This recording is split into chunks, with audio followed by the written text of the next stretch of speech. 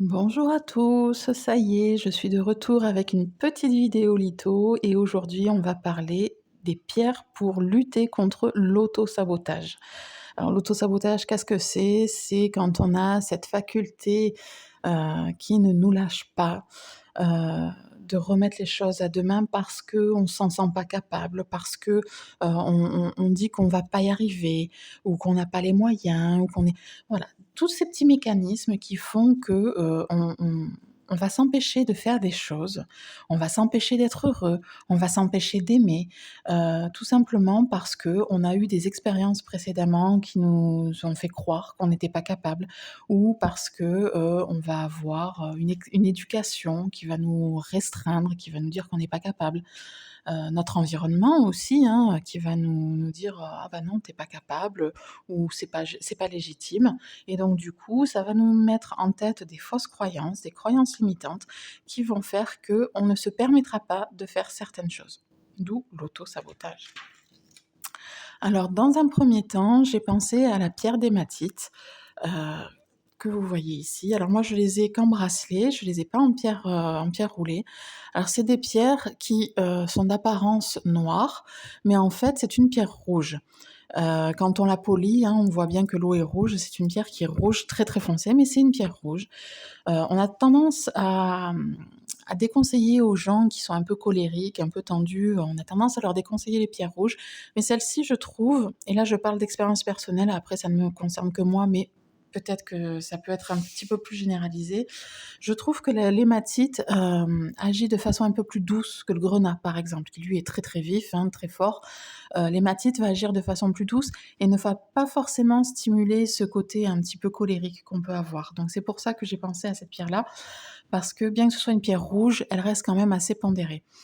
Donc l'hématite, au niveau de nos mécanismes d'auto-sabotage, elle va nous aider à nous affirmer et surtout à nous apporter du courage et de la confiance en soi, mais surtout une sensation de force intérieure et la sensation qu'on est capable. Elle va vraiment aller chercher cette capacité qui est en nous et nous la remontrer, nous la faire ressortir et nous dire: «Regarde, tu es capable, tu as cette capacité, tu peux le faire».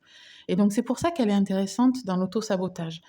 L'hématite, c'est aussi une pierre, d'ancrage. C'est une pierre rouge, c'est une pierre d'ancrage, dans le cadre de l'auto-sabotage, c'est bien d'être dans l'ici et maintenant, vraiment ancré dans l'ici et maintenant, plutôt que dans le passé. Bah, hier il s'est passé ça, donc du coup je suis pas capable, ou demain, il se peut qu'il se passe ça, et donc du coup, bah, ça nous freine, on n'ose pas y aller. Donc l'hématite, c'est la première pierre à laquelle j'ai pensé pour lutter contre ces schémas d'auto-sabotage. Ensuite, j'ai pensé à 2 pierres. Je les mets ensemble, pourquoi? Parce que ce sont 2 variétés différentes, mais je les mets ensemble, pourquoi? Tout simplement parce qu'elles vont avoir les mêmes, plus ou moins la même façon d'agir. Vous avez donc le spinel noir ici et la tourmaline. Certains auront reconnu la tourmaline, hein, qui est assez connue, et donc le spinel noir. Alors en quoi ces 2 pierres-là, peuvent nous aider dans le cadre de l'auto-sabotage? Eh bien tout simplement parce que ce sont des pierres, d'ancrage également, et qui vont nous aider à neutraliser vraiment ces schémas d'auto-sabotage. C'est des pierres qui vont également nous aider à résoudre les conflits, les combats intérieurs qui justement nous poussent à, nous dire: «Bah non, je ne suis pas capable», et elles soulagent toutes les 2 également les pensées négatives. Donc du coup, toutes ces pensées qui vont nous emmener à cet auto-sabotage.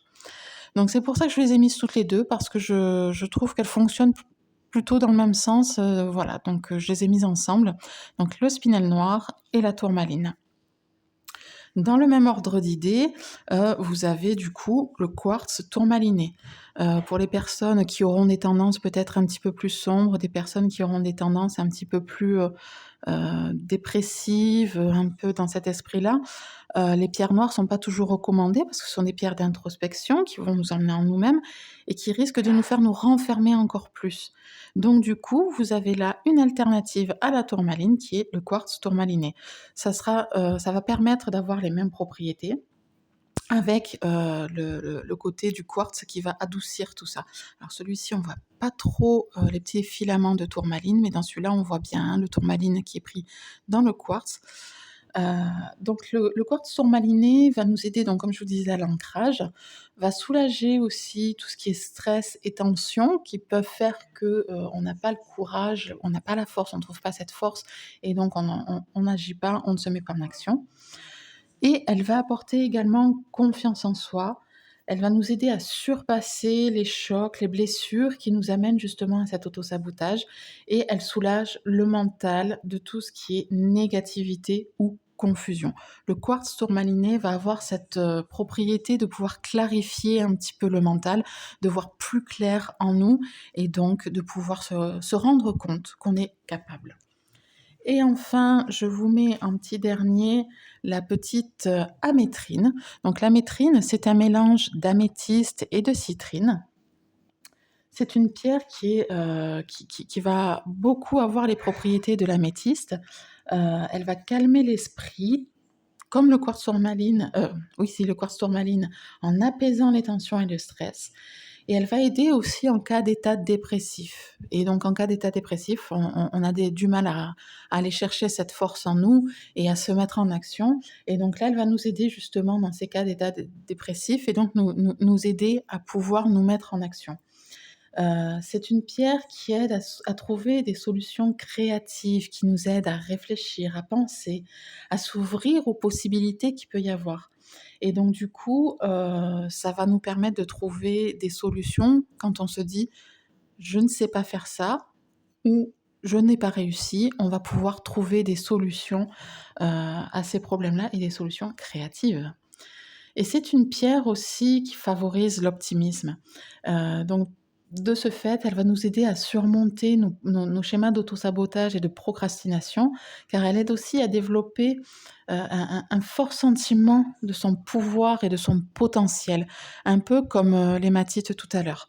Vraiment, elle va nous permettre de faire remonter, notre force, notre pouvoir intérieur et de voir le potentiel qu'on a tant sur le plan énergétique que sur le plan mental ou sur le plan physique.